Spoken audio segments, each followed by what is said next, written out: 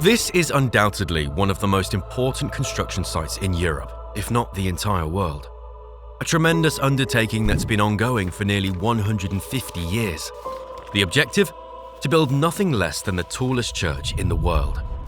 Probably the most spectacular, designed by a visionary architect. A structure that holds many secrets. It even waited nearly 130 years to obtain a building permit. Welcome everyone to Looking For, the channel for urban planning and architecture enthusiasts. I'm Théo, the creator of the channel, and today we've headed to Spain, to Barcelona, to reveal all the secrets of the Sagrada Família. A monumental building that never ceases to make headlines. Even today, groups of local residents are still fighting to prevent the completion of its construction. To understand the immense project that the Sagrada represents, you need to keep two dates in mind: 1882 and 2034. The first corresponds to the laying of the first stone, and the second to the estimated end of construction, more than 150 years later. In between, wars, crises, deaths, tragedies, progress, and many twists and turns. An adventure worthy of a Hollywood movie. Yet in the 1880s, when the Spiritual Association of the Devotees of St. Joseph raised funds to build a church, no one imagined for a second that the project would reach such proportions. A construction site that today is visited by more than 4.5 million people per year. At the beginning, the association, founded by bookseller Jose Maria Bocabella, sought to build an expiatory temple, meaning one financed through donations. Thanks to the first private funds collected, the association was able to purchase a suitable plot of 12,800 square meters. The first stone was laid on March 19, 1882. Initially, the chosen architect was not Antoni Gaudí y Cornet, better known as Gaudí. It was Don Francisco de Paulo del Villa y Lozano. He envisioned a fairly classical church, in a neo-Gothic style, but disagreements with the association quickly arose, and he decided to resign. After research and recommendations, a young architect, little known at the time, was chosen to carry the project forward: Antoni Gaudí. Gaudí was barely 30 years old and had relatively little experience. He could have followed the existing plans, but no, he proposed another vision.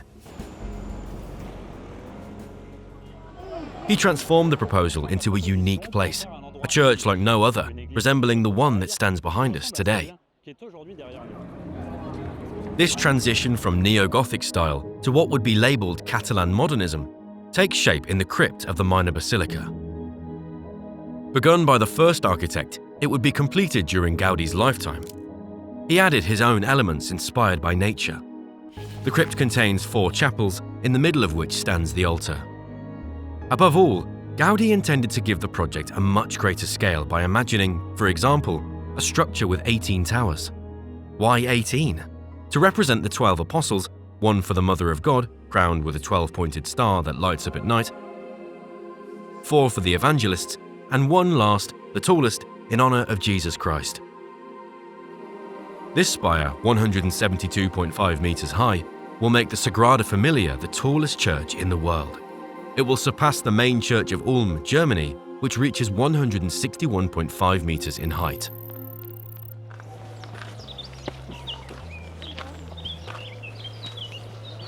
The Tower of Jesus Christ and its 17-meter-high cross are to be inaugurated on June 10, 2026, in the presence of Pope Leo XIV.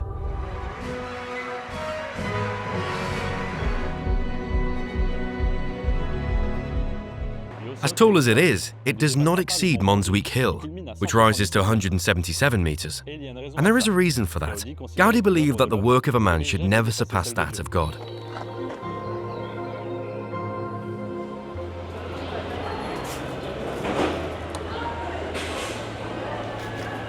This new tower has also forced the basilica's managers to adapt their logo by redesigning it to highlight this new tower, which changes the building's silhouette. In Gaudí's project, everything is meticulously calculated to have meaning. Aware that he was building a structure that would outlive him, the Catalan architect multiplied archival supports, drawings, plans, diagrams, models, all to allow his work and intentions to continue after his death. He was not the first to do so, nor the last. More recently, Le Corbusier, for example, left a very detailed version of what he wanted for the new city of Chandigarh in India, which he was tasked with building. A massive project begun in 1951, whose first phase was largely completed in 1965, the year of the architect's death. Other star architects have passed away before the completion of their projects. This is the case of Frank Gehry, who left the Guggenheim Abu Dhabi Museum works orphaned of their designer. Another intention in the construction of the exterior facade, the design of 3 monumental facades. First, the Nativity facade. Dedicated to the birth of Christ, it's richly decorated and full of life. It features several human figures inspired by real Barcelonians. Gaudí would bring in beggars, craftsmen, and children to pose in his workshop. He wanted the basilica to be a living reflection of the people. The Passion facade. More austere, it represents the suffering of Jesus during the crucifixion. It conveys the pain and sacrifice of Christ. There is a magic square on the facade, carved into the stone, containing a Christic symbol. A magic square is not a square of aces like in poker, at least not in architecture.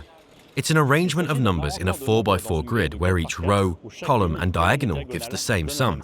Here, that sum is 33. Once again, this symbol is intentional, since 33 refers to the age of Christ at his crucifixion. Finally comes the main facade, the Glory facade. Much larger and more monumental than the others. Representing death, the Last Judgment, glory, and hell. It should be noted that the inscriptions on the facades use more than 50 languages. Gaudí wanted people to be able to read the Bible in stone. Work on the Nativity facade began as early as 1891. In 1925, the first tower of the Nativity facade, dedicated to St. Barnabas, was completed. To speed up the process, from 1914 onward, Gaudí decided to work exclusively on the church construction site. He even arranged a place to sleep in the completed crypt. However, he would not see beyond what was completed in 1925. He died prematurely on June 10, 1926, struck by a train. He's now buried in the crypt he himself built. His assistant, Domènec Sugranyes, then took over. The parts built during Gaudí's lifetime have been listed as a UNESCO World Heritage Site since 2005. Unfortunately, the tragedies of history did not spare this site. In 1936, Spain was torn apart by a civil war that lasted 3 years between Republicans and supporters of Franco. Barcelona, a Republican stronghold, was not left unscathed. The Sagrada Família was vandalized, plans and photographs were burned, and models destroyed. In 1939, another architect who had worked with Gaudí since 1919 took over, Francesc de Paula Quintana y Vidal. He undertook to restore the burned crypt and especially the original models of Gaudí. A fundamental research effort, since today's construction still relies on his findings and what he managed to reconstruct. The basilica is a constantly evolving construction site, requiring astronomical quantities of materials. No official public statistics provide precise figures, but several estimates give dizzying numbers. For example, since the beginning of the works, nearly 200,000 tons of stone have reportedly been used. Stones of about 50 different types are used, although Montjuïc stone is the most common. Extracted from the Roman quarry of Ferrocarrils Catalans, it is also the stone most used for building Barcelona. By analysing archival images alongside current photos and videos of the works, it's also interesting to note the evolution of construction companies, from fragile wooden scaffolding tied with rope in the early days to the latest cranes recently used to place the cross atop the Tower of Jesus Christ. This evolution is also visible at the legal level, with real consequences for the project. The building, as imposing as it is, has a major Achilles heel: its building permit. Today, the site is compliant with a permit issued in 2019 by the City Council. It runs until the end of 2026 and costs more than 4.5 million euros to the company in charge of the works. However, if we go back a bit, it's surprising to learn that this was the first building permit ever issued for the church. Gaudí had submitted a permit request in 1885 to the town hall of Sant Martí, now a district of Barcelona. It took 137 years to receive a response. If this absence may seem amusing, it now has very real consequences for the completion of the project. and it's the scope of the works that's currently under discussion and worrying residents. In Gaudí's original plans, there was a monumental staircase in front of the Glory facade at Carrer de Mallorca. The problem? Since no building permit had been granted, buildings were constructed. They have faced the Sagrada Família since 1917, even though the land belongs to the church. And this is far from trivial, because today the question arises of demolishing these buildings to make way for the staircase. In total, 2 city blocks between Mallorca and Aragos streets and between Marina and Sardenya streets would have to be removed. According to residents, about 1,000 apartments are concerned, meaning around 3,000 people. The cost of these expropriations, demolitions and reconstructions is estimated at around 10 million euros. A figure that seems greatly underestimated, considering property prices around the Sagrada Família. Above all, residents groups are forming because they don't want to leave. Their main argument? No one warned them that the basilica's construction would extend to their homes. Today, advanced discussions are underway between representatives of the Sagrada Família, residents and the municipality. An even more explosive issue given that housing is one of the hottest topics in Barcelona. Having become a global tourist destination after the 1992 Olympic Games, the city is increasingly struggling to cope with the housing crisis, particularly due to the explosion of short-term tourist rentals. In its latest statements, the City Council explained that there would be no agreement without a rehousing solution for residents. A municipality that has never spent a single cent to help build the structure. Thus, by looking back at the timeline, we see that the project has progressed in bursts thanks to major private patronage campaigns. As in the 1950s, which notably allowed the addition of statues of the Holy Family in 1958 by a group of sculptors led by Jaume Busquets. Several artists, including Josep Maria Subirachs, have contributed to shaping this work that spans time. But to continue financing the works, the decision was made in 1961 to open a museum where the historical, technical and artistic aspects of the basilica are presented to the public. The tour has expanded over time. Today, it's possible to visit 2 of the 3 completed facades, the naves and the apse in addition to the museum. The visit also offers the possibility of going up the towers by elevator and descending on foot to enjoy magnificent views of Barcelona. A tourist attraction that attracts an ever-growing audience. In 2025, the Sagrada Família welcomed nearly 5 million visitors. It's become one of the most visited sites in Spain and an icon of the city and the country, like the Eiffel Tower in France. Beyond the symbol, the revenue is also financial. Expect to pay €34 for a standard ticket and €47 for access to the towers. In 2025, visits generated €134.5 million in revenue, 96.9% of which came from visitor contributions.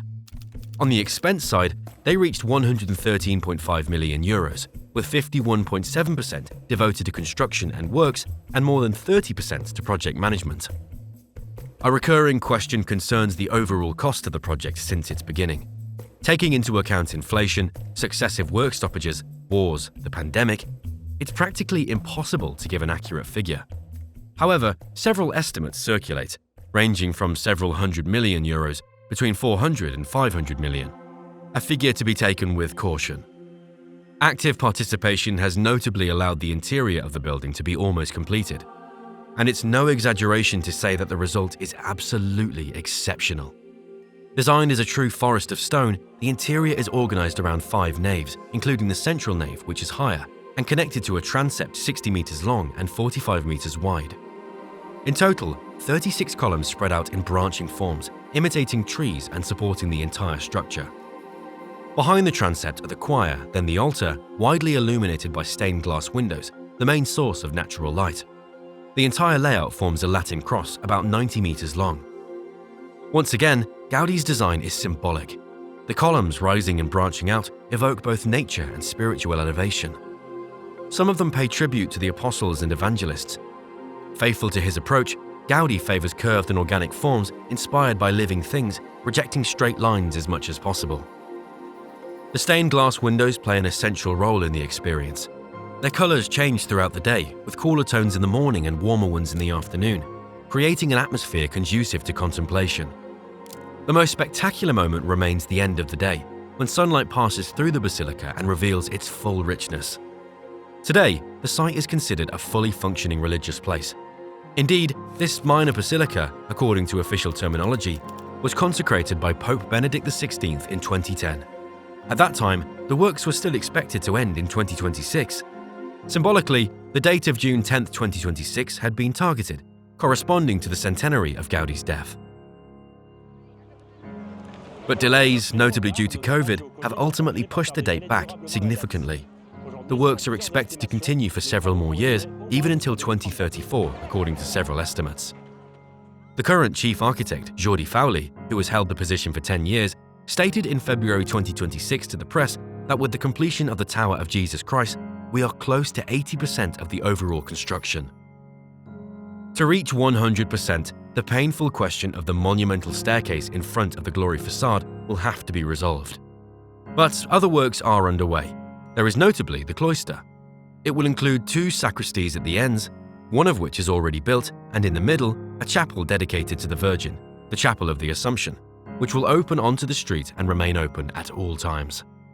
On a daily basis, about 100 workers are on site, a timeless place where generations of workers follow one another to build a work that Gaudí intended to be eternal. 144 years after laying of the first stone, the progress made is immense. A project spanning 2 centuries, like Notre Dame in Paris, was initially a crazy bet. It's becoming a reality and one of the new faces of Spain.